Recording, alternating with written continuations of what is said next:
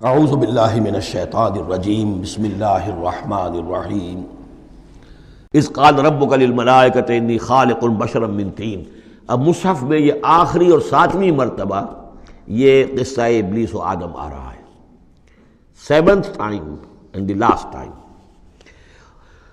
جب کہا تھا آپ کے رب نے فرشتوں سے کہ میں بنانے والا ہوں ایک بشر من طین، ایک انسان بنانے والا ہوں مٹی سے۔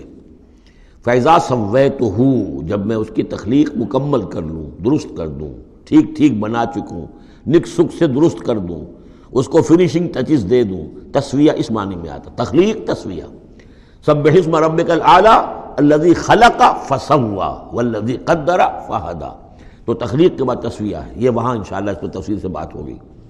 فَإِذَا سَوَّيْتُهُ، جب میں اسے پورا بنا لوں، وَنَفَخْتُ فِيهِ مِن رُوحِی، اور اس میں میں اپنی روح میں سے پھونک دوں، فَقَعُوا لَهُ سَاجِدِینَ، تو گر پڑنا اس کے سامنے سجدے میں۔ اب یہ روحی کو ضرور نوٹ کیجئے، اور فَإِذَا سَوَّيْتُهُ وَنَفَخْتُ فِيهِ مِن رُوحِی فَقَعُوا لَهُ سَاجِدِینَ، تو گویا کہ مسجود ملائک ہونا آدم کا اس روح ربانی کی بنیاد پر ہے۔ اس سے پہلے وہ آدم جو بھی کچھ ہے، جب تک یہ روح نہیں پھونکی گئی ہے اس وقت تک وہ مسجود نہیں ہے۔ اس کا رتبہ مقام جو بھی ہے وہ اس روح ربانی کی وجہ سے ہے جو اس میں پھونکی گئی ہے۔ فسجد الملائکۃ کلھم اجمعون، یہ آیت جو کہ تو پہلے بھی آ چکی ہے، کس قدر زور ہے، سجدہ کیا تمام فرشتوں نے، سب کے سب نے جمع ہو کر، اکٹھے ہو کر، الا ابلیس، نہیں کیا ابلیس نے۔ استکبر وکان من الکافرین، اس نے استکبار کیا، گھمنڈ کیا، اور وہ کافروں میں سے ہو گیا یا کافروں میں سے تھا۔ پہلے ہی سے اس میں کفر تھا، چھپا ہوا تھا، تکبر تھا، چھپا ہوا تھا، اب وہ کفر اور تکبر جو وہ سامنے آ گیا۔ جیسے منافقین کا نفاق غزوہ احزاب کے موقع پر ان کی زبانوں پر آ گیا۔ قال یا ابلیس ما منعک ان تسجد لما خلقت بیدی، اور کہا اللہ نے، اے ابلیس کیا ہوا تجھے، کس چیز نے منع کیا، کس چیز نے روکا کہ تو سجدہ نہ کرے اس کو جسے میں نے اپنے دونوں ہاتھوں سے بنایا ہے۔ اب یہ یدیہ جو ہے یہ خاص طور پر قابل غور ہے، دونوں ہاتھوں سے بنانے سے کیا مراد ہے؟ یا تو قرآن میں ایدی بھی آتا ہے، اپنے ہاتھوں سے، ایدینا، تو وہ تخلیق جو ہم نے ان کے لیے جو بنائے ہیں، چوپائے بنائے، اپنے ہاتھوں سے بنائے ہیں، ہم لہا مالکون، یہ سورہ یاسین میں آ چکی ہے۔ لیکن دونوں ہاتھوں سے بنانا میرے نزدیک اس کا مطلب یہ ہے کہ دو عالم جو ہیں، عالم خلق اور عالم امر، ان دونوں کو اللہ نے جمع کیا ہے آدم میں اور انسان میں۔ ایک ہی ہستی ہے اللہ، الا لہ الخلق والامر، خلق اور امر دونوں اسی کے ہیں، یہ دونوں عالم اسی کے تسلط میں ہے، اسی کی حکومت قائم ہے، امر پر بھی، عالم امر اور عالم خلق پر بھی۔ اب فرشتہ صرف عالم خلق سے متعلق ہے، اس کا اس عالم امر سے متعلق ہے، اس کا کوئی وہ حیوانی جسد نہیں ہے، اس کی کوئی بھوک نہیں ہے، اس کو کوئی پیاس نہیں ہے، اس میں کوئی نر اور مادہ نہیں ہے، ان کے کوئی جنسی جذبہ کچھ نہیں، عالم امر کی شے۔ باقی یہ جنات ہیں، ان کے اندر یہ سارا عالم خلق کی شے، ان میں روح کا سوال ہی نہیں۔ باقی جتنے بھی حیوانات ہیں ارضی، یہ عالم خلق کی شے ہے۔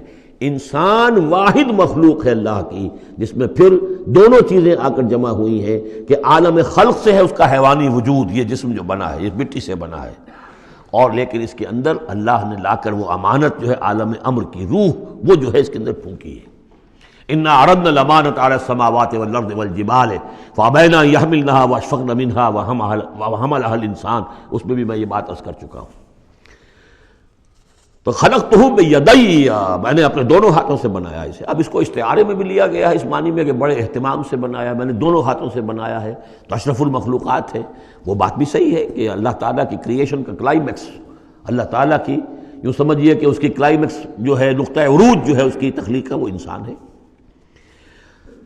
قال یا ابلیس ما منعک ان تسجد لما خلقت بیدی استکبرت ام کنت من العالین، کیا تم نے غرور کیا، استکبار کیا، یا تو ہے ہی بہت بڑے درجے میں تھا، کوئی تیرا درجہ بہت بلند تھا؟ قال انا خیر من، اس نے کہا صحیح ہے بات، اے اللہ میں اس سے بہتر ہوں۔ اس کے سامنے روح ہے ہی نہیں، اس کے سامنے صرف آدم کا جسد خاکی ہے، حیوانی ہے، تو جھوٹ نہیں کہہ رہا اس کے اعتبار سے، اس کے مشاہدے کے اعتبار سے بات صحیح ہے کہ یہ تو مجھ سے کم تر ہے۔ خلقتنی من نار وخلقتہ من طین، مجھے تو نے بنایا آگ سے، اس کو بنایا مٹی سے۔ قال فاخرج منها فانک رجیم، سوال یہ ہے کہ اللہ حکم دے رہا ہے تم سجدہ کرو، تو تم نے اللہ کے حکم کی سے نافرمانی کی ہے نا۔ فاخرج منها، نکل جاؤ اب یہاں سے، فانک رجیم، تم مردود ہو گئے ہو، وان علیک لعنتی الی یوم الدین، اور اب تم پر آخرت کے دن تک، اگلے وہ جزا و سزا والے دن تک تم پر لعنت رہے گی، میری لعنت۔ قال رب فانظرنی الی یوم یبعثون، اس نے کہا کہ پروردگار پھر مجھے ذرا مہلت دے اس دن تک جب کہ یہ دوبارہ اٹھائے جائیں گے، آدم اور اس کی نسل پوری کی پوری۔ قال فإنک من المنظرین، اللہ تعالیٰ نے اسی یعنی استحقار کے انداز میں ٹھیک ہے جاؤ، تمہیں یہ دی گئی مہلت جو تم نے مانگا ہے، گرانٹڈ۔ الی یوم الوقت المعلوم، اس وقت کے دن تک جو معلوم ہے، طے شدہ ہے، یوم یبعثون جب آنا ہے اس وقت تک کے لیے تمہیں مہلت دے دی گئی۔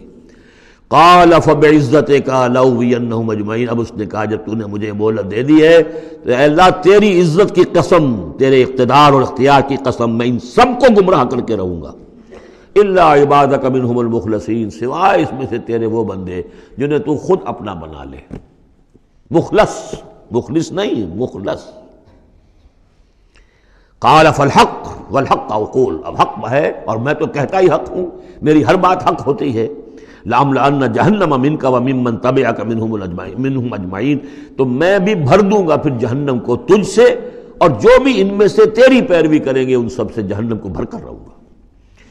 قُلْ مَا أَسْأَلُكُمْ عَلَيْهِ مِنْ أَجْرٍ، اب یہ بات بتا کے اب حضور سے کہا جا رہا ہے نبی کہیے میں نے تم سے اس پر کوئی اجرت تو نہیں مانگی، میں تمہیں یہ خبریں سنا رہا ہوں، غیب کی وحی جو مجھے آ رہی ہے وہ سنا رہا ہوں، ازل کے جو واقعات ہیں جو اس وقت ہوئے تھے وہ باتیں بتا رہا ہوں، تو میں نے تو اس پر کوئی تم سے اجرت نہیں مانگی، تم سے کوئی انعام طلب نہیں کیا۔ قُلْ مَا أَسْأَلُكُمْ عَلَيْهِ مِنْ أَجْرٍ وَمَا أَنَا مِنَ الْمُتَكَلِّفِينَ، اور یہ بھی تم جانتے ہو، اچھی طرح جانتے ہو، قَدْ لَبِثْتُ فِيكُمْ عُمُرًا، میں تمہارے مابین ایک عمر گزار چکا، میں متکلف نہیں ہوں۔ متکلف کون ہے؟ تکلف کرنے والا۔ اب تکلف ہر اعتبار سے ہوتا ہے، ایک جیسے ہم جسے کہتے ہیں ایک شاعر ہوتا ہے فطری شاعر، اور ایک متشاعر ہوتا ہے۔ وہ شاعر فطری نہیں ہوتا، وہ بڑی محنت کرتا ہے، جوڑ توڑ کے کوئی سیکھتا ہے، عروض سیکھتا ہے، یہ سیکھتا ہے، کوئی الفاظ کا ذخیرہ جو ہے جوڑتا ہے، پھر وہ کچھ شعر کہتا ہے، وہ تکلف کے ساتھ شعر کہنا۔ ایک ہے جسے آپ کہتے ہیں آمد، اور ایک وہ ہے کہ آورد، بڑی محنت سے مشقت سے کوئی آپ نے کمپوز کیا ہے۔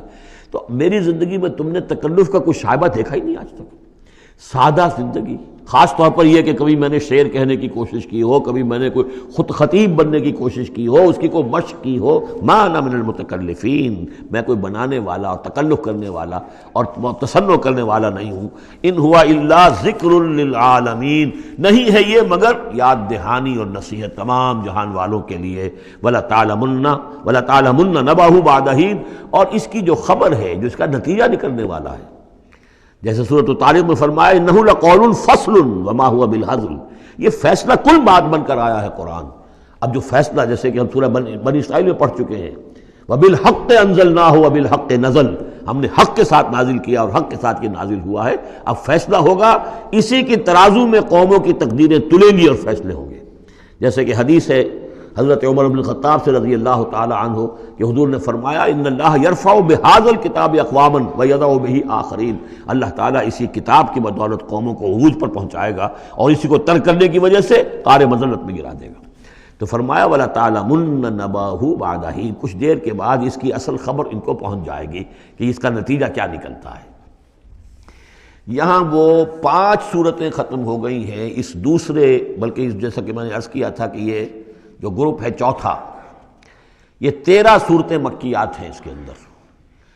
ان میں 5 ہیں یہ سورہ یاسین بالکل وسط میں، ان 5 میں 2 ادھر ہیں، دونوں الحمدللہ سے شروع ہوئی ہیں، سورہ سبا، سورہ فاطر۔ 2 ادھر ہیں، سورہ صافات اور صاد، اس میں بھی صاد آیا ہے، صافات کے ساتھ اس کی مناسبت